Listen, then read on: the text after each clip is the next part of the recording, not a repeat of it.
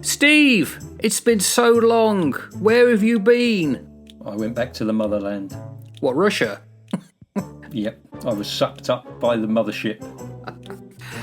You went back to the UK? I did indeed. Oh, Yep. Something to talk about then. But before then, how are you, sir? Yeah, not too bad, fella. What about you? Yeah, not too bad. Actually, we have met up quite recently. We met up in the South Island, didn't we? We had a few too many waters and just a little bite to eat. So we have seen each other because I did a trip down south. You just got back from the UK, so I reckon you were still suffering from jet lag. I probably was, mate. Yeah, probably was. And maybe it was just all your tiresome conversation that just made me sort of lag a little bit. Yeah, there would have been a moment when you thought, I've heard all this 40 years ago. This is like for being Groundhog Day. Yeah. Was it like that for yourself in the UK? It was very interesting going back to the UK. Very busy over there. So that was something that really struck me. And obviously, when you've done big long flight and you jump on a train and sort of head from Heathrow into central London and get off amongst the maddening of the crowds, it was a very busy time. Loads and loads of folk. I was really surprised actually because it's been quite a long time since I've been back into central London. I was quite surprised just how different things are in terms of things like protective security measures that are in place on the streets and around the Houses of Parliament and around Downing Street and various other places like that. I can completely understand why, but it gives it quite a different feel. And I think one of the things that really struck me, and it took me a little bit of time to work out what was different about it, because obviously being jet lagged and a little bit slow anyway, was when I took a wander up to the Mall, to Buckingham Palace, and had a look at the Victoria and Albert monument up there. And I'm stood there and thinking, man, there's something odd about this, and I can't quite put my finger on it. Bearing in mind I had been travelling for 30 odd hours and I just walked sort of 20,000 steps around London, and just a lack of traffic. No traffic up and down the Mall. You'd normally, when I was there was cars buzzing around the Victoria and Albert, and there was, cars up and down the Mall, and now there's just people walking in the centre of the street, in the centre of what was the main road. So that was really, really weird. Caught me by surprise, that. One of those strange little things that just caught me by surprise. Was that because of the riots that had either occurred just before you got there? Or is it the thing now? That's what happens in London, do you know? I would imagine it's all part of the emission-free zone. I mean, I don't know that. I'd have thought it's part of that emission-free zone. Right. That they're just reducing the amount of polluting vehicles in the centre. So, but it was a bit strange. And also the amount of people that were plying their trade on the bridges, whether that was Tower Bridge, London Bridge, Westminster Bridge, and when I say plying their trades, I'm not talking about being on the game. Okay, I wasn't going to judge. No, but, plying their trades, the street vending, lots of it, lots of it. And man, it was hellishly busy. But it was like coming up to sort of August bank holiday weekend, and the kids are all on holiday, so London's going to be pretty busy at that time of year, isn't it? Do you think it's because you just got used to a much slower, quieter pace in the part of the Canterbury Plains where you exist? Oh gosh, yeah. There's no question that has an effect. I mean, one of the first things that you realise is just how small the roads are when you come away from here, and how wide and open our roads are here, and you get back into the motherland, and everything is flipping heck. There's a cigarette paper's width between your wing mirror and the oncoming car type of thing. And you have to adjust and get back into that way of doing things quite quickly, which you do. I mean, it's not a problem. Give it a few days once I've got my jet lag out of the way, and you soon get into being back and bolshy, and just barging people out of the way and not. Hang on, what do you mean being back and bolshy? Are you inferring, Mark, that I'm bolshy here? Not at all. No, not at all. I'm just trying to, kind of clear up what you mean. It was quite funny though, because I was on the tube, and there was a seat opposite me, and I'd stuck myself in one of the seats, and a couple got on with their daughter. Daughter's probably late teens, 19, 20, and it was mum and dad, and they're American family. And so the mum sits down in the seat opposite me, and the daughter and the dad stand up and they're hanging onto the handrail. And so I stand up and I offer the girl my seat, and she's staring at me like a stunned mullet. And other people in the tube have sort of stopped looking at their screens and have suddenly looked up, and who's this strange man who's got up on the tube and offered a lady a seat? And the girl turns to her dad and says, "You take it, Dad, you take it." And he goes, No. He said, "The gentleman offered it to you. You take it." So he sits down and he looks at me and says, "You are indeed a gentleman, sir." I said, "I am. And don't forget, I am also a scholar." A gentleman and a scholar. Yes. Which he didn't see the funny side of, but he was American. So I had a chat with him then. And so I'm nattering away to him. And you could almost like hear a pin drop in the tube, because not only have I got up, but I'm now having a yarn to this bloke who I've never met about, "How's it going then, mate? Oh, are you enjoying yourself? Oh, lovely. Yeah, you have blah, blah, blah, blah." And it was just noticing the looks of people. It's like, oh my goodness, what's going on here? Why would he be speaking to a stranger? This is a very strange thing, very strange. Are you local? This is a local town for local people. Local people. That's Royston Vasey. It is indeed Royston Vasey. The League of Extraordinary Gentlemen, is it? Or something like that? So when was the last time that you'd gone back? It was only a few years ago. And you've seen the differences really since then? Yeah. Wow. But I hadn't gone back into London. So that was quite different. Did you like London? Oh, did I like it? Yes, I did like it for a certain degree. I really enjoyed certain aspects of it. I enjoyed being right there in the centre. I enjoyed looking around the old places. I enjoyed doing all of that sort of stuff.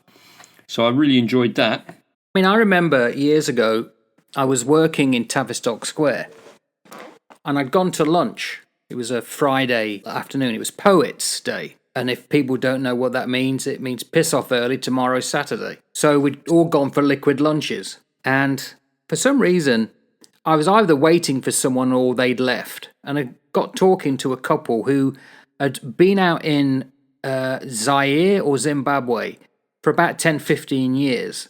And they'd come back to visit. And they struck me by saying they felt alien. Although not much had really changed, everything had changed.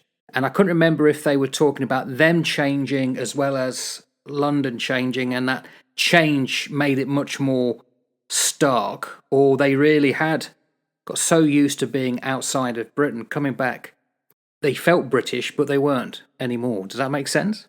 Yeah. Do you think that happened? Yeah, look, I do think that there is a disconnect when you step back into this. You end up initially, certainly for me anyway, I ended up initially feeling a little bit like where am I? Who am I? How am I here? What sort of trouser leg am I in? And then you slip down that wrong trouser leg of time. Right, okay. Yeah, so that was always entertaining. But no, there is a difference, and it does take a little bit of time, I think, to warm back up to getting back into the motherland. Because it is a different way of living over here, right, where we are now. And it's a different pace, and it's a different style, and it's all sorts of different things, really. So it takes you a little bit of time to get yourself organised, get your thinking back in, get your sea legs again. So what else did you do? Did you just stay in London, or is there anything you can tell us that you did? Yeah, I mean, I wandered around. I spent a bit of time in London. I obviously caught up with some people in London. I did a little bit of the touristy stuff, sightseeing in London. I made like a tourist, which was quite fun because I was on my own. I caught up with my son and grandkids, which was lovely. Brought them up to London and had some time up there with them. And I went to see my parents and family in Cambridgeshire, which was very nice. So I thoroughly enjoyed that, and caught up with them as well, my brother and sister. So I managed to bounce around and catch up with a few folk. It is funny how things change, and in fact, I'm holding up the book you sent me. Really good. It's a dictionary of naval slang by Gerald O'Driscoll, who was Irish. But he was a different era of the Navy to ourselves. He was in the 20s, 30s, and 40s. And it's a dictionary, you would have read it, of course. A lot of the words I don't recognise. From when we was in the Navy, we weren't using some of the words in this dictionary by any stretch of the imagination. And that's amazing that the whole slangery, is that a word, of the Navy changed in 40 years. So I would imagine 40 years from now, the Navy won't be the same kind of language that we were used to. Yeah, I would imagine it's not already, mate, let alone 40 years from now. I'll be very surprised if they're using the same sort of terms as we use. I mean, gronk boards. What's a gronk board? Do they still have them? I bet they don't. What is a gronk board? I'm going to have to look it up now.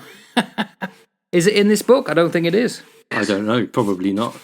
No. But a gronk board was all of the beautiful ladies that we met up with and pinned up on the board. Oh, did you have one of those, did you? Well, a gronk board? I doubt I did. No, not a personal one, Mark. It was a mess deck one. Because it was always covered up or always removed prior to anybody coming on board the ship. Oh, my memory's terrible. I don't remember that at all. Well, I probably came across it and just ignored it. Absolutely. There's only one lady for me. You're a good man. But yeah, so, I mean, terms like that would have died and gone, I'd imagine. And there will be those who say, absolutely, so it should. Misogynistic individuals that those sailors were. But yeah, so I suppose that there's no longer those sorts of things. But what about the general vibe of the place? Because you've been away really from the country for about 16, 17 years now? 20 years nearly. 20 years. So you must, although you've gone back occasionally, that's only for a week or two. I mean, I don't think you will ever lose your Britishness. But you've got to get to the point where you think, well, I'm a Kiwi now. Does one ever get to that point as an Englishman, old boy? I have. Yes, I have. But then again, I'm a bit like Percy Bysshe Shelley. I've never felt I belong anywhere. So. No, and I think that's a valid point. I mean, I've always felt like I'm a bit of a nomad. Doesn't matter where I am. And I can tend to make myself pretty at home wherever I am for whatever I'm doing. And I think that's one of the great things that the Navy taught us all. That wherever we go, we're at home. You know, you go with your home, you float around on your home, so it doesn't matter what country you're in the world, you can make yourself at home. That's true. Yeah, I do think that. And you forced to move occasionally and go to other places, so you're in this Navy, but you're not always on the same ship or with the same people. In fact, I'd be interested personally to know in any of the comments, anyone who's listening, if anyone did a full 22 plus, did you end up going to ships where you found somebody you'd previously served on another ship with? Because I never did.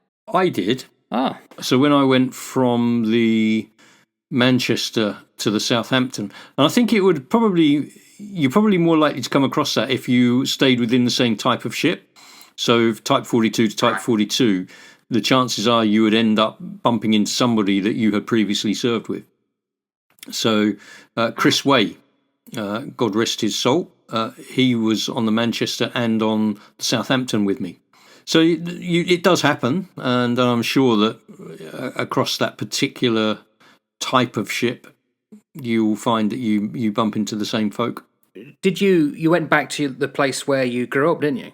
Gosh, yeah. Yep. That must have been different to being in London. Oh, hell yeah. I mean, it's still pretty rural England, even though it's a hell of a lot more built up from when I was growing up as a young lad. But it's still got that feel about it. It's still got that old English charm about it. And it is the place on the planet that I feel home. Even though I left there when I was 16 years old, that will always hold a very significant place for me because it's so well connected into my family for generations, going back, hundreds and hundreds of years. Yeah. So I think that there is something that you feel in the land, and that might sound a bit weird to some people, but you just feel it. You feel it in your bones. I was actually chatting to somebody on Saturday who wanted to catch me because they were heading over to England today, actually. And he was talking to me about the sense of belonging and the need to go back and recapture some of that in the motherland. And I said, I understand that. I said, there is a pull. There is a pull. And he said, yeah, there is. And he said, I really feel it. I feel that there's a pull on me to go back. So he's gone back. He'll be back for a few months, and then he'll come back out this way. But there is something that you do connect with, and it's, you think about the Maori people here, Tangata Te Whenua, the people of the land. Yeah. Something about the land, and the land in the UK, in particular, where I grew up for the first sort of 16 years of my life, has a very particular pull for me. It doesn't for other members of my family, but it does for me. So why that is, don't know. Love of history, love of ancestry, love of the stories, love of the particular style of countryside, the river, the little quirky buildings, all of that, and it's just full of memories. So I spent a little bit of time just walking around the little village and then out into the areas that I used to walk when I was a kid, where I'd take my fishing rod and cycle off with my lunchbox strapped to my rack on the back of my bike and my fishing rod poked through and tied up so that I could cycle with it and get to the river, and where I would sit and where I'd fish and all of the things. It's almost in some respects like nothing has changed. That it gives you a step back into time where nothing really has changed. There's nothing that can be developed there. There's nothing that can be added there. What is there is there, and unless a massive disaster were to wipe out everything that is there, you can't develop. There's no space to develop. It's laid out.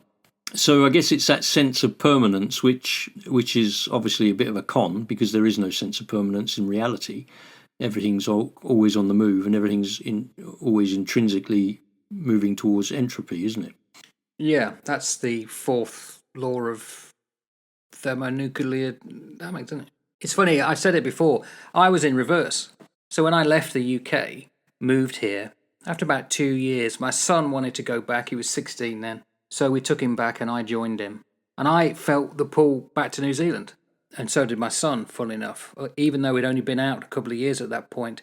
I missed the tuis, the bird song. I missed the coffee. And funnily enough, for some reason, in my feed on YouTube, what came up, and I've never followed this woman before, but she just came up. She calls herself Kiwi American. So she's an American who'd moved to New Zealand about 5 years ago. And she'd done vlogs, videos, highly successful. Her time in New Zealand, getting to know the place. But she's gone back to the States, Wisconsin, I think. I don't know if it's permanent or for about 5 or 6 years, whatever. But she's done an episode, the first one since she's been back, and she has not posted for a while. And she said, it just struck me what I miss about New Zealand. And she said, when you're in America, you realise how good the breakfasts are in New Zealand, especially the eggs. Because I think the Americans had them just sitting in fat, and they're all like yellowy. But we get these beautiful poached eggs, don't we, with the eggs Benny and all that. And the coffee, she says, she's very struck by the coffee. It's very different. In America, you can have 5 or 6 cups a day. But in New Zealand, it's much stronger, and you probably have 1 or 2 a day. I miss that. So my pull was back here. Isn't that bizarre? It isn't, I suppose. I would agree with you about those points that you raise. The quality of our cafe culture in New Zealand, I think, is exceptional. I think we've got some of the finest cafes and, breakfasts and coffee roasters and baristas than anywhere, really. I think they're superb, absolutely superb. I did not have a decent cup of coffee all the time that I was back in the UK. Why is it? They were the third, if now the 5th largest economy. They travel just as much as New Zealanders. Why do they put up with not having the best? They don't have the same coffee culture. And the coffee culture here, I think, is really, really good. I have to admit, I am now a coffee snob. I think every Kiwi is. By the way, what type of coffee do you have? Can you say? Brand is always atomic round here. Yeah, so I mean, we have a mixture, but the coffee that I quite like, I always used to really like Allpress coffee. When Michael Allpress had it as a small sort of boutique coffee roaster, he then sold out, I think, to Asahi, the Japanese ale manufacturer. I'm pretty sure Asahi are Japanese, aren't they? And I don't think the quality of the coffee is as good now. So Ozone, who are another really good sort of boutique family-run coffee company, they're very good. I really like them. I don't mind Switch Coffee. Switch Coffee is pretty reasonable. But this conversation we would never have had in the UK. It's hard to express to people back home why we're having this conversation. They wouldn't get it. No, it's like Nescafe instant, and it's like, are you trying to kill me? Are you trying to poison me with instant coffee? Why would you do that to me? Do you dislike me that much? So what about the food? Well, the food isn't. Yeah, the food hasn't changed. Eating out is. I don't think eating out where I was, and I'm sure that there are exceptions to this, and I've got no doubt there are some fantastic cafes throughout the United Kingdom. I've got no doubt. But as a rule, eating out, the cafe culture, I don't think is as good in the UK as it is over here. And that means that in many respects, the food isn't as good. I don't think it's dished up as well. I don't think it's presented as well. It just doesn't have that same vibe about it. This is such a vibrant cafe culture. It's different. The closest that you would get, Italy, France. Italy. But in the United Kingdom, yeah, I'm just not sure. So, a difficult question, I guess, and I know you have to be careful, but what are people like now in terms of their everyday outlook on life? I came across a couple of videos, again, they just come up on my feed. I reckon because the universe wanted me to mention this when I was talking to you. There's some guy, he's getting big numbers now, talking about how low the morale is in the UK. And I think he's doing it because he's getting hits. I don't necessarily believe it. I don't agree with what he's saying. But he did talk about how he has noticed, and he's only in his 30s, how in the last 10, 15 years, people have just generally become more and more miserable. I think that's too strong a word. That's his words. But I'll be interested to see if it's corroborated by your good self. I don't think that people have become more miserable. My sense was that there was a heaviness sitting over the country. It felt heavy, and that, I can't explain it more than that. It just felt heavy, and there was almost an air of resignation in some of the people that I talked to. They were just resigned to, oh well, that's just the way it's going to be, and that's that. Not miserable, but resigned, and that was a bit sad for me to sort of get that sense, because the Brits have never been a people in their history who just sort of sit back on their laurels and go, oh, well, that's it then. They're the ones that go, no, that's not happening, mate. We'll fight you, and we'll fight you until we can't fight you anymore. So that was a bit different. But I don't think people were more miserable. I just feel that there was almost like this air of resignation. And I think that that's the case in many Western countries. There seems to be this complacency that we're just, oh, well, we're just resigned to what we're going to get, and that's the way it is, and you can't do anything about it anyway, so just enjoy your life and, just get on. And I don't know if that's the same as being miserable. I think it's just being resigned. What's caused it? Well, mate, I would say that there's a number of factors that have caused it, but I do believe that the loss of purpose for people, loss of meaning, has caused a lot of this sort of thing. But could you say the same here in New Zealand or in other countries? If it is universally because an effect of, well, post-COVID, we could forgive them. But if it's not, then why there? I'm not so sure, because when you look at New Zealand, while we have got obviously a rich Pacific history, I'm talking about from a European perspective, so I'm not touching into the rich Pacific history that we have. From a European perspective, New Zealand as a nation, not as the land mass, but New Zealand as a nation is a very, very young nation. And what it doesn't have is the hundreds and thousands of years of history as a nation in a what in a European sense we would call a society, a nationhood. It doesn't have that here. And so it's almost like, it almost felt to me like England was weighed down by the weight of all of the years that have been built up around it. And yet New Zealand doesn't have that same sense, because it doesn't have the weight of the years of European history built up around it. Rich Pacific history, that's not my point of discussion. The point is that it's that European nationhood. The land's been here, right? The land's been here ever since land's been on the planet. And people have inhabited this island, and there were people that inhabited it before the Maori inhabited it, and there were people that inhabited it, I'm sure, before the Moriori inhabited it. I've got no doubt if you were to be able to track it all the way back, there would be various groups of people that have yet to be discovered, who have inhabited all sorts of parts of the planet Earth. But as a nation, this is a very young nation. And I don't think that we're as weighed down yet with the baggage of nationhood as England is, and as Europe is. Oh, interesting. And that's just a thought more than anything. I mean, there may be nothing in it. I'm just speculating, but it explains to me, or it at least gives me an idea as to why people could just feel that resignation. It's just like, oh, the nation's just carried so much for so long. But I mean, generally, we've been away in the blink of an eye compared to the history of the UK. Did you feel that when you lived there? No, but I had a very clear sense of meaning and purpose in everything that I did. So like you, I swore my allegiance to the Queen, to the Crown, and I served the Crown for a long, long, long, long time. And so I had a very clear sense of purpose and of meaning. I got up every morning and I had meaning and purpose in my life because I was acting in service of the Crown. Now, whether that turns out to have been correct and right, and whether that turns out to have been the best thing to have done with my life, is a completely different matter. But that gave me a sense of meaning and purpose. My meaning and purpose was derived from the fact that I was a serviceman, and then I was a police officer, and I served the Crown, and I served the Crown for many years. And my allegiance was sworn to Her Majesty Queen Elizabeth.